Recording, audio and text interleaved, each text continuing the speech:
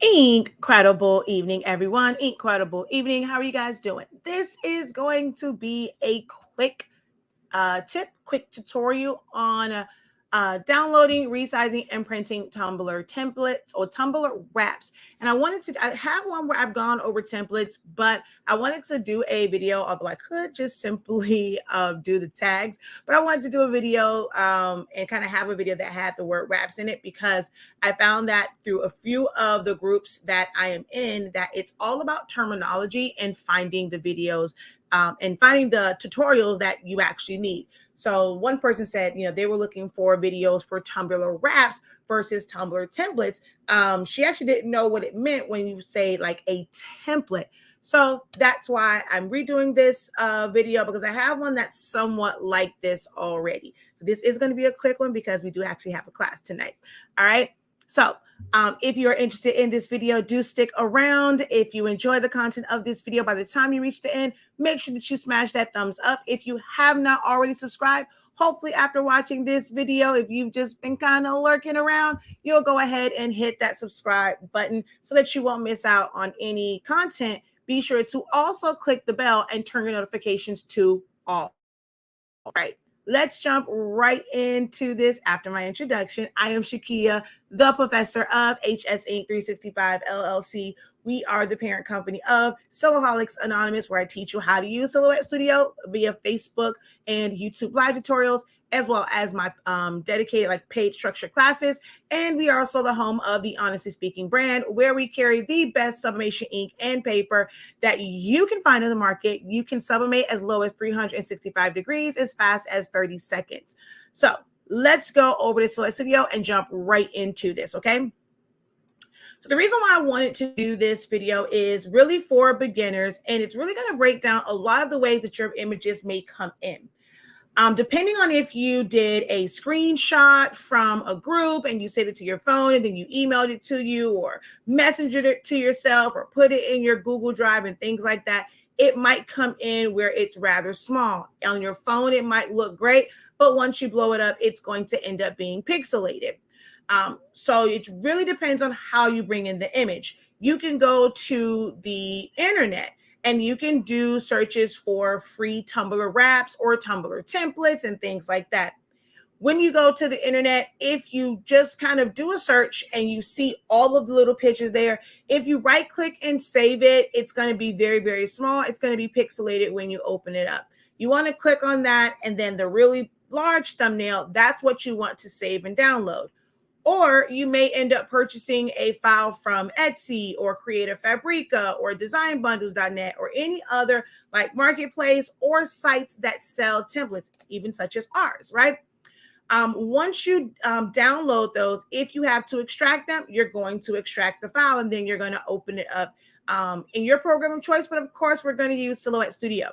If you did not know, Silhouette Studio is absolutely free to use. You don't have to have a machine in order to use it. Just head over to silhouetteamerica.com and download the software. I highly recommend the legacy version, 4.3.370. This is not a sponsored video, okay? I just happen to really love the program and I like sharing it with you guys. It really is one of the only 100% free, versatile programs that you can actually download. Word is not free. You still technically have to pay for that, but Silhouette Studio is actually free. All right. So you're going to open up your files. I have here 4 files that I either pulled from the internet or I downloaded from a site. And as you can see, they're all very different in size, but how you're going to size them up is going to be the same no matter how you brought it in. First thing you're going to do is create a Tumblr template. This basically is just the size that you need for your Tumblr. I typically tend to use 9.35 by 8.25. I have some tumblers that vary in size, but that one pretty much gives me a good wrap with a little bit of overlap. So you're going to start by going to the left-hand side, going to the rectangle tool, and you're going to make a box, and then you're going to come up here and in width, 9.35, hit tab, 8.25, and then hit enter, okay? That is your template that fits the size of your Tumblr. You're then going to take your image and place it here. Some will tell you to take this and resize it to that size, but you're going to shrink and skew your image. I don't recommend doing it that way. What I recommend doing is clicking on it, and you're going to drag it to pull it out to where it is proportionately sized. Once you kind of have it in there, you want a little bit above the edges and on the outside, you're going to select that and you're going to go over to modify and you're going to crop. This is now ready to go and ready to print. Okay, so I'm going to move this out of the way. Uh-oh, come on now. All right, hurry up, I got class. All right, we're going to make another one. We're going to make a duplicate of this. All right, why are you not making duplicates? All right, that's okay. Let's just right click and duplicate. All right, so we're going to take this one, same deal, right? Now, some of them, if they are properly sized, you can hit the lock button and all you have to do is change one side. So I'm going to go with 9.35 and my height only went to 7.859. So it's not really set up for this one. So we're going to pull this here and I need to stretch it more to get to the bottom. I mean, if you want to pull it down like this and you're okay with it being stretched, that's fine. But I'm going to just pull this out some until the bottom and top kind of go over the top of my template. I'm going to resize it or reposition it in the middle of this so it's not cutting off. And then we're going to select them both and then go back over to crop. Boom, that one's set up, ready to go. All right, we're going to do the same thing. Now, this was one that was advertised as a 20-ounce tumbler wrap on Creative Fabrica. It's a regular, I think it came in as like a PNG or JPEG. I don't remember which one it was. But when you open it up, the size is actually 10 by 12. That is too big. Now, this is one where we might be able to, because it said it was for a 20-ounce, lock it in place, make this 9.35. Our height ends up becoming 8.174, which isn't bad. You actually can print it this way depending on your tumbler, but I like to go a little bit bigger.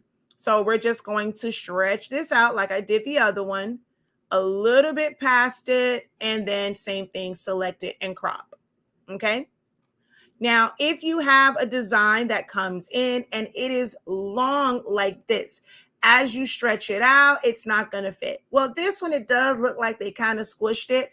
So you can adjust it up a little bit, but it's not going to fit. This is one of the other questions I get all the time, where you have all this extra space around it.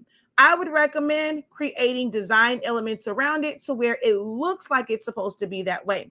If you want to see how I'm going to do that, make sure that you join my Facebook group, Silhouholics Anonymous, Learn with the Professor with Silhouette Help. So join that Facebook group or my Honestly Speaking group. And I'm actually going to be doing some free content exclusively in the group on how to use the software for sublimation and drinkware and things like that. So I'm going to show you how you can take this and not necessarily stretch it, but make it to where you can add elements to it and it's a very proportional design. But as you can see, this will not fit. If we stretch it up like we did the other ones, you're going to lose a lot of the image. If you bring it inward, you're going to end up squishing it. So there are certain things that you can do for designs like this where it doesn't cut off images or part of the image, and so that it doesn't look either stretched or elongated, okay? But this is basically how you resize your prints. And then you're going to go over to your right-hand side and go to the page setup. You're going to make this 8.5 by 11 if you're printing to letter size paper. If you're printing to legal, you make it 8.5 by 14, 11 by 17, or 11 by 17, or tabloid paper, so it's 11 by 17. If you want to do 2 prints on it, if you want to do 13 by 19, you set it for that. But with these, leave it in the portrait mode. You're going to take your template and you're just going to simply rotate it. So if you go over to your transform, there is a rotate tool. Just rotate it 90 degrees, place it in the center, and you are ready to print this for your tumbler.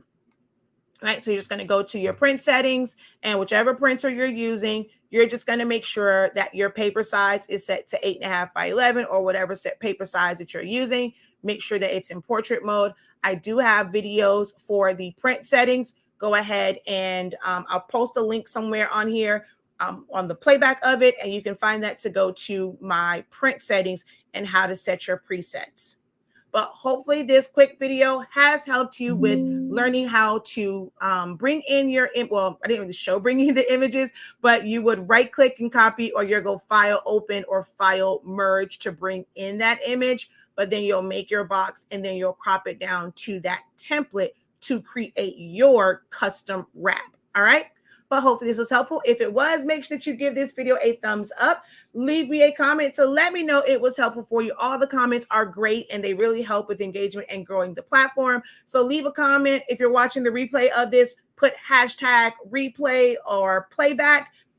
Visit our website, shop.hsink365.com to get your Honestly Speaking products. You can click on the thumbnail for whichever printer you have.